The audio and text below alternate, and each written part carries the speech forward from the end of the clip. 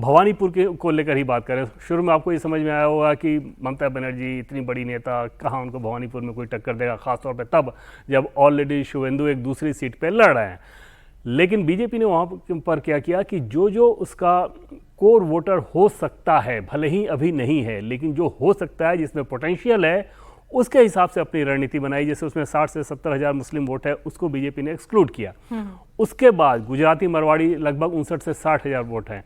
उन गुजराती मरवाड़ी वोटर्स के लिए आपको क्या क्या करना है, किस तरह से नेताओं को लगाना है, किन बूथ पे उनका प्रेजेंस है, उनको टारगेट किया गया। उनमें से एक एक घर को चिन्हित करके, एक तरफ आरएसएस काम कर रहा था अपनी टोलियों के मार्फत, दूसरी तरफ बीजेपी काम कर रही थी, स्टेट बीजेपी काम कर रही थी, और बाहर से जिन नेताओं को लगाया जा रहा था वो काम कर रहे थे। जैसे एक उदाहरण के तौर पे आपको बताऊं कि रवनीत बिट्टू जो कि पंजाब से आने वाले नेता हैं, सरदार जी हैं, उनको भेजा गया बंगाल के चुनाव में, और बंगाल के चुनाव में उनको कहाँ फोकस करने को कहा गया? भवानीपुर फोकस करने को कहा गया। क्यों फोकस करने को कहा गया भवानीपुर?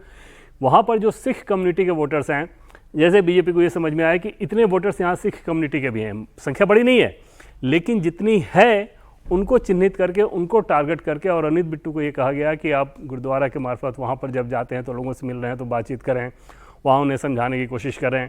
इसके अलावा क्योंकि वो लगातार सरकार में हैं और सरकार के कामकाज को बहुत क्लोजली देख रहे हैं, तो वहाँ पर उनको बोला गया कि अलग अलग छोटी छोटी टीम बनाकर और उनके बीच बताएं कि नरेंद्र मोदी सरकार का मॉडल अगर राष्ट्रीय स्तर पर इतना अच्छा काम कर रहा है, कई राज्यों में इतना अच्छा काम कर रहा है, तो बंगाल में भी वो काम करेगा अगर आप लोग डबल इंजन की सरकार बना दे तो। दूसरी तरफ फतेहपुर सीकरी के एक सांसद, उनको बुलाया गया वहाँ पर, पता चला कि ब्रिज क्षेत्र के बहुत ज़्यादा वोटर हैं। संख्या के हिसाब से अगर आप बात करें तो कोलकाता में तकरीबन 20,000 के आसपास वो होगी। इनफैक्ट वहाँ पे एक बड़ी चाय की श्रृंखला है, उनके जो ऑनर है वो ब्रिज क्षेत्र से ही आते हैं। तो उस तरह के वोटर्स को उनका सम्मेलन बुलाया गया, और वहाँ पर ये ब्रिज क्षेत्र के अगर सांसद हैं तो वहाँ पर जाकर बोलना। तो पर्सनल टच वाले जो इक्वेशन होते हैं ना, बीजेपी ने उसको बनाने की कोशिश की, खास तौर पर सेकेंड फेज में, जिससे उसके आंकड़े उसके पक्ष में आ सके। ठीक है, वही बात तुषार भी कर रहे थे। तुषार, यानी कि जो सीटें आपने 53 बताई हैं कि जो बीजेपी को हर हाल में क्रैक करना जरूरी है अगर उससे वो मैजिक फिगर पाना है, तो उसमें ज्यादातर सीटें सेकंड फेज वाली हैं, जो अभी तक बीजेपी के लिए एक तरह से अभेद किला माना जाता है। और यहाँ पे देवेंद्र भी बता रहे हैं कि एक रणनीति पूरी ऐसी बनाई थी कि नंबर भले ही 2000 हो, 5000 हो, लेकिन रीच आउट सबको करना है, उनका मन बदलने की कोशिश सबकी करनी है, क्योंकि मामला पूरा 3 से 4% के वोट स्विंग पे टिका हुआ है। देखिए, ऊपर से कई विश्लेषक ये कहते थे कि वेव इलेक्शन है, यहाँ तो भाजपा आराम से जीत जाएगी। ये गुजरात या मध्य प्रदेश नहीं है, ये चीज हमें समझनी होगी। शायद भाजपा ने भी इस सबक को समझा है 2021-2024 के बाद। यहाँ अगर आप बूथ लेवल पर जाके एक माइक्रो मैनेजमेंट नहीं कर पा रहे हैं तो आप नहीं जीत सकते। टीएमसी ये 15 साल करती रही है, उनका एक मशीनरी था, क्या था, कैसा था, उस पर अब बात करने का कोई मतलब नहीं बनता, क्योंकि भाजपा को ये इलेक्शन जीतना है। उनके लिए जरूरी है कि जो एक फोर्ट्रेसेस है सेकंड फेज में, प्रेसिडेंसी रीजन में, उनको जीता जाए। अगर आप 2021 के रिजल्ट का मैप बनाएं, ये सेकंड फेज की सीटों का, ऑलमोस्ट सारी सीटें टीएमसी की हैं। भाजपा की वहां गिन के 4 या 5 सीटें, कुछ कुछ भी नहीं है उनके पास। 4 या 5 डिस्ट्रिक्ट्स में उनकी कुछ सीटें इधर स्कैटर्ड है, पर उससे ज्यादा कुछ नहीं है। साउथ 24 में तो एकदम साफ है। तो वही चीज है कि अगर बूथ लेवल पे मैनेजमेंट की जाएगी तो संभव है।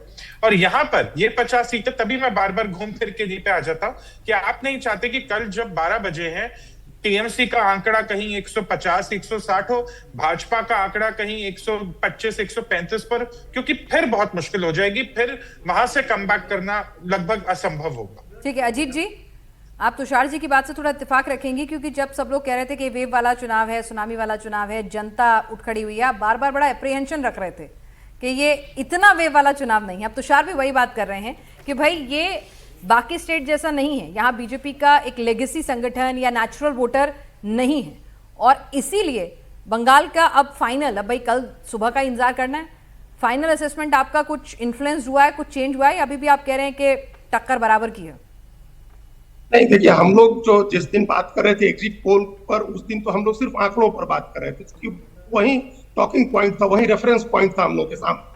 उसके पहले और दूसरी चीजों पर हम लोगों ने बात की थी, फेज वाइज बात की थी, रीजन वाइज बात की थी, यहाँ तक कि डिस्ट्रिक्ट वाइज हम लोगों ने बात की थी। उस दिन जो आंकड़े आए थे उस टॉकिंग पॉइंट पर, उस रेफरेंस पॉइंट पर हम लोग बात कर रहे थे, और आंकड़े इतने क्लोज थे कि कोई वेब इलेक्शन उसको नहीं कर सकता था। जो आंकड़े हम लोग के सामने थे, मेट्राइज के आंकड़े थे 41.8 और 42.5, मतलब 1.7% वोट का अंतर बताया गया था उस आंकड़े में। और ये भी था कि महिलाओं ने ज्यादा वोट किया है, तृणमूल कांग्रेस के पक्ष में 4% ज्यादा है, और ओवरऑल वोट परसेंटेज में महिलाओं का वोट 1.5% ज्यादा है पश्चिम बंगाल में। तो वेब इलेक्शन तो किसी तरह से नहीं था। उस आंकड़े पर भी बात करें, उस रेफरेंस पॉइंट से बात करें हम लोग, और वैसे भी हर व्यक्ति जिससे हम लोगों ने बात की, और जब हमने बात की लोगों से वहां, तो अंडर करेंट की बात तो लोग कह रहे थे, लेकिन एक ओवर द ग्राउंड कोई ऐसा माहौल दिख रहा है, वो माहौल की बात नहीं थी वहां। हाँ, पहले राउंड के बाद हम लोगों ने देखा था, देवेंद्र जी वहां थे, प्रेस कॉन्फ्रेंस के टाइम इन्होंने कहना शुरू किया, और फर्स्ट फेज से इनको जो फीडबैक मिली कि वहां से लीड मिल रही है भारतीय जनता पार्टी को, और तब लड़ाई में आने की बात हुई कि भारतीय जनता पार्टी लड़ाई में आ गई है फर्स्ट फेज के बाद। अन्यथा सेकेंड फेज में तो जो अभी बात कर रही थी आप आज की 142 सीटों में से सिर्फ 18 सीट भारतीय जनता पार्टी के पास है, और उसमें से भी 9 सीट सिर्फ एक जिले की है, नादिया की, बाकी तो है ही नहीं। साउथ 24 परगना में कोई सीट नहीं है, कोलकाता में कोई सीट नहीं है, हावड़ा में कोई सीट नहीं है, हुगली और पूर्वा वर्तमान आप जोड़ लीजिएगा तो 18 सीटें पूरी